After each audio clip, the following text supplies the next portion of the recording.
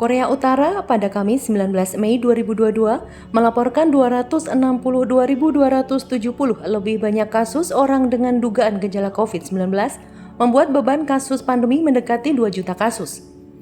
Kondisi itu terjadi seminggu setelah pengakuan kasus wabah COVID-19 untuk pertama kalinya yang membuat pemerintah bergegas memperlambat laju infeksi.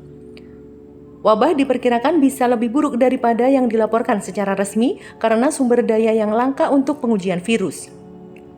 Korea Utara kemungkinan juga dapat dengan sengaja tidak melaporkan kematian untuk melunakkan dampak politik kepada pemimpin otoriter Kim Jong-un. Markas besar antivirus Korea Utara melaporkan 1 kematian dalam 24 jam hingga 6 sore pada Rabu 18 Mei, menjadikan jumlah kematiannya menjadi 63 orang. Para ahli menilai angka itu sangat kecil dibandingkan dengan jumlah yang diduga terinfeksi. Kantor KCNA melaporkan bahwa lebih dari 1,98 juta orang telah menjadi sakit dengan gejala demam sejak akhir April, yang sebagian besar diyakini sebagai infeksi varian virus corona. Akan tetapi, negara tersebut hanya mengkonfirmasi sejumlah kecil kasus infeksi karena kelangkaan alat tes COVID-19. Setidaknya 740.160 orang dikarantina, kantor berita itu melaporkan. Pyongyang mengatakan tes dari sejumlah orang yang tidak ditentukan di ibu kota menunjukkan bahwa mereka terinfeksi dengan varian Omikron.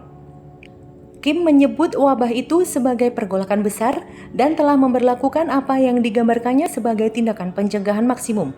Ini secara ketat membatasi pergerakan orang dan pasokan antar kota dan wilayah. Lebih dari 1 juta pekerja dimobilisasi untuk menemukan dan mengkarantina orang-orang yang menderita demam dan gejala lain yang diduga COVID-19. Ribuan pasukan diperintahkan untuk membantu mengangkut obat-obatan di ibu kota dari Pyongyang. Para ahli menilai Kim tidak mampu menghentikan negara itu karena itu akan melepaskan tekanan lebih lanjut pada ekonomi yang rusak oleh salah urus sanksi melumpuhkan yang dipimpin Amerika Serikat atas ambisi senjata nuklirnya dan penutupan pembatasan pandemi. Namun, media pemerintah Korea Utara mengatakan proyek konstruksi trofi Kim, termasuk pembangunan 10.000 rumah baru di kota Hwasong, diluncurkan sesuai jadwal. Tidak jelas apakah pengakuan Korea Utara tentang wabah tersebut menjadi sinyal kesediaan untuk menerima bantuan dari luar. Negara ini telah menghindari jutaan vaksin yang ditawarkan oleh program distribusi COVAX yang didukung PBB. Kemungkinan karena persyaratan pemantauan internasional yang diperlukan untuk menerima vaksin.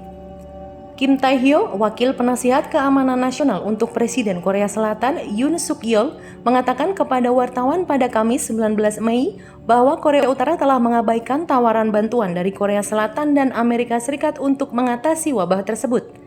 Para ahli mengatakan Korea Utara mungkin lebih bersedia menerima bantuan dari Cina, sekutu utamanya.